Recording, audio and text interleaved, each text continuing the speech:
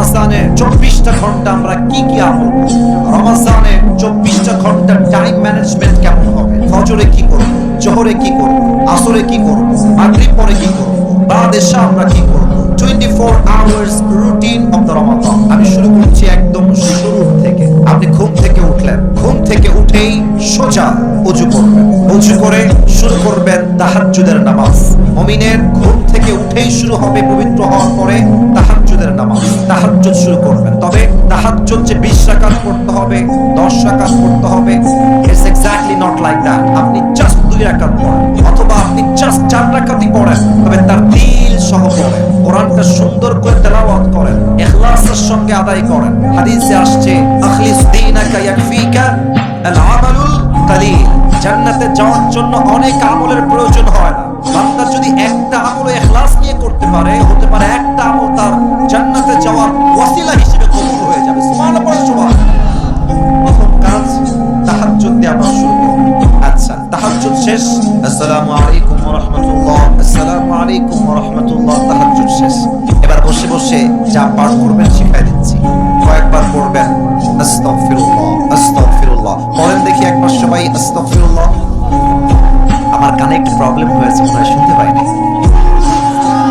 আরেকবার সবাই জবান থেকে পড়েন আস্তাগফিরুল্লাহ। কয়েকবার ইস্তিগফার পাঠ করবেন, তারপরে দুরূদ ইব্রাহিম পাঠ করবেন। দুরূদ পড়লে কি লাভ হয়? দুরূদ পড়ার পরে যেই দোয়া বান্দা আল্লাহর কাছে করে, আল্লাহ তার দোয়াটা খালি হাতে ফিরিয়ে দেয় না। সুবহানাল্লাহ। ইস্তিগফার পাঠ করবেন, দুরূদ পড়বেন, দোয়া শুরু করবেন আল্লাহর কাছে, যা মনে চায়, যা আপনার দরকার। যাদের বউ নাই আল্লাহকে বলবো, আল্লাহ এবার বউটা আমারে দিয়ে দাও আল্লাহ। বড় সবাই আমিন। যারা আমিন করেন তারা কেউ বউ পাবে না, জোরে ক্ষতি হবে আমিন। আপনার যা যা চাওয়া আছে তাহাজ্জুদের জায়নামাজ বিছিয়ে দোয়া করে চাইবেন। শেষ। তাহাজ্জুদ যখন শেষ হয়ে যাবে, আসবেন সাহরি খাওয়ার জন্য। সাহরি যখন খাওয়া শেষ, বাস সেহরি খেয়ে উঠে গিয়ে সোজা মসজিদে ঢুকে যাবেন। মসজিদে ঢুকে যখন ফজরের আযান হয়ে যাবে, ফজরের 2 রাকাত সুন্নাত আদায় করবেন। যশোরের ভাইরা, কয় রাকাত সুন্নাত? আর একটু জোরে শুনতে চাই, কয় রাকাত? 2 রাকাত সুন্নাত। সুন্নাত তো শেষ হয়ে গেল, কিন্তু সময় তো আছে এখনো 10 মিনিট 15 মিনিট। কি করবেন? আপনি একটা কোরআন নেবেন, কোরআনটা নিয়ে সুন্দর করে বসে বসে তেলাওয়াত করবেন।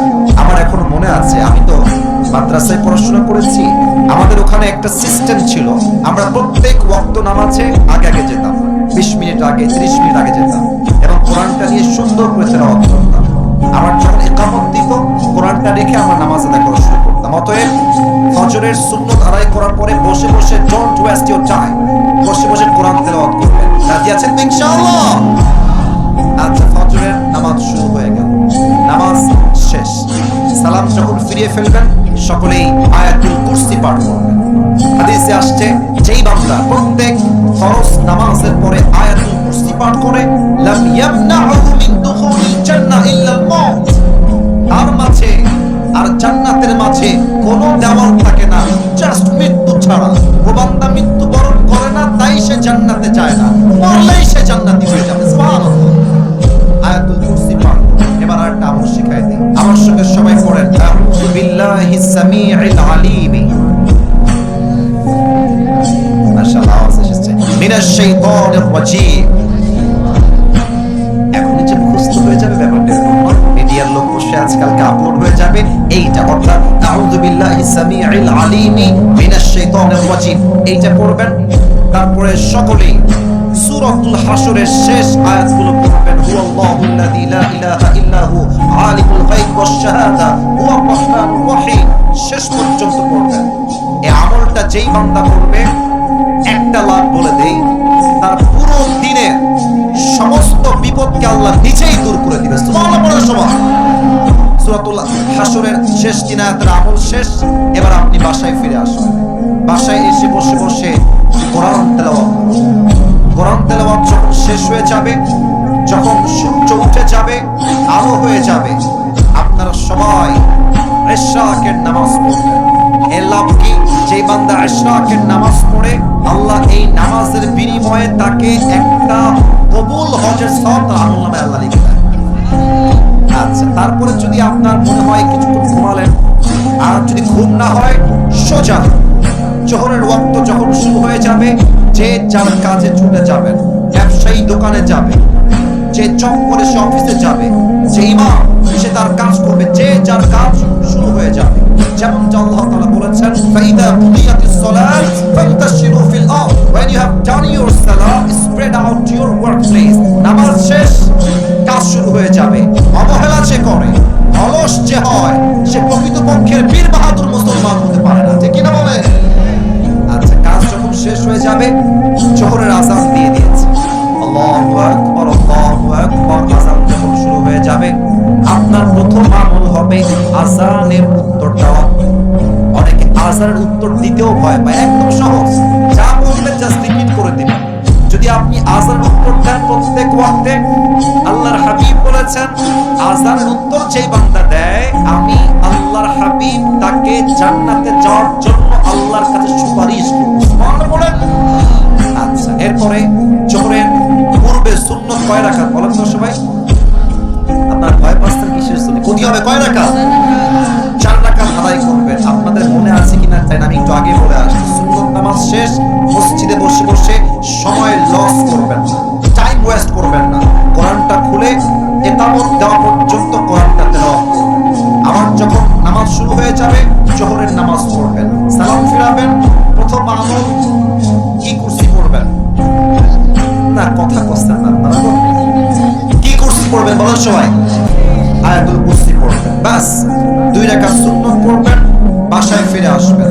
এখন যাদের বউ আছে তাদের জন্য একটা কথা, জোহরের নামাজ পড়ে এসে দেখবেন যে আপনার বউ বাড়ির কাজ করছে, হয় রান্না বান্না করছে। যাদের বউ নাই, বউ হবে তোরে বাবা, এত টেনশন কিসের? আগে শোনো, আগে শোনো, আমার কথা শোনো, আমি তোমাদের কথা একটু পরে বলবো। ওয়েট, একটু ওয়েট করো। যুবকদের কথা না বলতে ওয়াজটা সফলই হবে না যুবক ভাই। ওয়েট ফর আ মিনিট, একটু সময় দাও। আচ্ছা, আপনার বউ ঝাড়ু দিচ্ছে, এসে বলুন, বউ আপনি ঝাড়ু দিবেন। আল্লাহর হাবিব বলেছেন, বউয়ের জন্য যেই বান্দা 1 টাকাও খরচ করবে, বউয়ের কষ্টে সে সহযোগিতার হাত বাড়ায় দিবে, প্রত্যেকটা কাজে কাজে আল্লাহ তার আমলনামায় সওয়াব লিখে দিবে। সুবহানাল্লাহ। এখন মনে করেন যে আপনি রান্না বান্না করতে পারেন না, আপনি না পারেন ডিম ভাজতে, না পারেন আপনি আলু ভাজি করতে, না পারেন আপনি ভাত করতে, কিছুই পারেন না। আপনি কি করবেন? বউয়ের কাছে দাঁড়ায় থাকবেন, মরিচ লাগবে আগায় দিবেন, পেঁয়াজ লাগবে আগায় দিবেন, যা লাগবে আগায় দিবেন। প্রত্যেকটা কাজে কাজে আপনাকে সওয়াব দিবে একজন, তিনি কে? বউয়ের কাজ করবেন, সেবা করবেন, বাড়ির কাজ করবেন, জীবনের কাজ করবেন। আসরের আযান শুরু হয়ে গেল, মসজিদে আসবেন, এসে যদি পারেন 4 রাকাত সুন্নাত পড়বেন, সুন্নাতের পরে কোরআন তেলাওয়াত, তারপরে আসরের নামাজ, তারপরে কুরসি। এই যে ভুলে গেছেন কি কুরসি? আয়াতুল কুরসি পড়বেন। এরপরে এই যে মুরব্বি যারা এসেছেন, এই যে মুরব্বি যারা এসেছেন, আমার চোখে চোখ, যুবক ভাইরা আমার চোখে চোখ, আসরের নামাজ পড়ে বাহিরে বের হন। তোমাদের পায়ে হাত থেকে আবদার রাখলাম, আসরের পরে প্রত্যেকটা এলাকার মসজিদে তালিম হবে, প্রত্যেক এলাকার মসজিদে কোরআন শিক্ষা হবে, প্রত্যেকটা এলাকার মসজিদে আসরের নামাজের পরে দ্বীনের শিক্ষা হবে, কোরআন শিক্ষা হবে, ওয়াজ হবে, ফজিলতের কথা হবে। আল্লাহর হাবিব বলেছেন, যেই বান্দা আসরের নামাজের পরে দ্বীনের চর্চা করে, দ্বীনের প্রশিক্ষণ দেয়, প্রশিক্ষণ নেয়, আল্লাহ তাআলা আমলনামায় কবুল হজের সওয়াব লিখে দেয়। সুবহানাল্লাহ। আচ্ছা, আমল শেষ, বাসায় আসবে। আমি কিন্তু শেষের দিকে চলে এসেছি। এইটা আমার হাতে প্লেট, মনে করেন এটা কি? আরেকবার জোরে করেন, এটার নাম কি? ইফতারি আপনার সামনে চলে এসেছে। অনেক ছেলে ইফতারির সামনে রেখে গার্লফ্রেন্ডকে মেসেজ দেয়, যা তুমি কি খেয়েছো? বদমাইশের হাড্ডি। মনে রাখবেন, ইফতারির সামনে রেখে যেই যুবক হারামে লিপ্ত হয়ে যায়, যেই মেয়ে হারামে লিপ্ত হয়ে যায়, তার রোজার 2 পয়সা দাম আল্লাহর কাছে পাবে না, ঠিক কিনা বলেন? আচ্ছা, তাহলে কি আমল করবেন? ইফতারি আপনার সামনে বসে বসে আপনি ইস্তেগফার পাঠ করবেন। ইস্তেগফার শেষ, ইফতারি সামনে রেখে 2 হাত তুলবেন মুনাজাতের জন্য। আল্লাহর হাবিব বলেছেন, ইফতারি সামনে রেখে যেই বান্দা আল্লাহর কাছে কোনো কিছু চায়, আল্লাহ তার প্রত্যেকটা চাওয়াকেই কবুল করে নেয়। সুবহানাল্লাহ। আর ইফতারি যখন করবেন, এটা মুরব্বিদের বাজে স্বভাব, আমাদেরও বাজে স্বভাব। করি পানি দিয়ে, আরে সেই তৃষ্ণা। অনেকে দেখবেন যে জুসের বোতলটা অথবা গ্লাসটা এমনি ধরে রাখে, আজান খালি দিতে দেরি হবে, আমার খাতি দেরি হবে না। আজান দিলে শরবত দিয়ে শুরু করে, আজান দিলে উনি খায় আগে পেঁয়াজি আলুর চপ। না, দিস ইজ নট সুন্নাহ, এটা সুন্নাহ নয়। আজান হবে বা ওয়াক্ত হয়ে যাবে, প্রথমে আপনি নেবেন সুন্নতি খাবার খেজুর। সুবহানাল্লাহ পড়বেন না আপনারা? পেঁয়াজি নয়, আলুর চপ নয়, ডিমের চপ নয়, পানি নয়, প্রথম আমার সুন্নতি খাবার হবে খেজুর। বলেন সবাই নাম কি?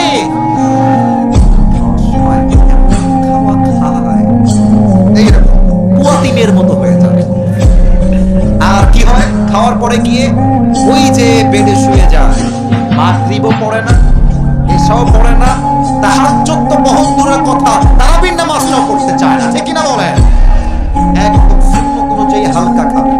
মাগরিবের নামাজের পরে কোরআন তেলাওয়াত করবেন, জিকির আজকার করবেন, আয়াতুল কুরসি পাঠ করবেন। এশার নামাজে যাবেন, এশার সুন্নাত পড়বেন, তারাবির নামাজ পড়বেন। তারাবির প্রত্যেকটা রুকুতে, প্রত্যেকটা সাজদাতে আল্লাহ তাআলা আপনার জীবনের গুনাহ খাতা মাফ করে দিবেন। সুবহানাল্লাহ পড়বেন না? এশা করে এসে আর রাত জাগবেন না, এসে জাস্ট হালকা খাবার খেয়ে ঘুমিয়ে যাবেন, আবার উঠে তাহাজ্জুদ দিয়ে দিন শুরু করবেন। রাজি আছেন তো ইনশাআল্লাহ? এখন এই রুটিন সবার সঙ্গে মিলবে তা নয়। অনেকের কাজ ভিন্ন, জব ভিন্ন, ব্যবসা ভিন্ন। যার যেমন জীবন সে অনুযায়ী কাগজ নেবেন, লিখবেন কখন কি করবেন, কখন কোন আমল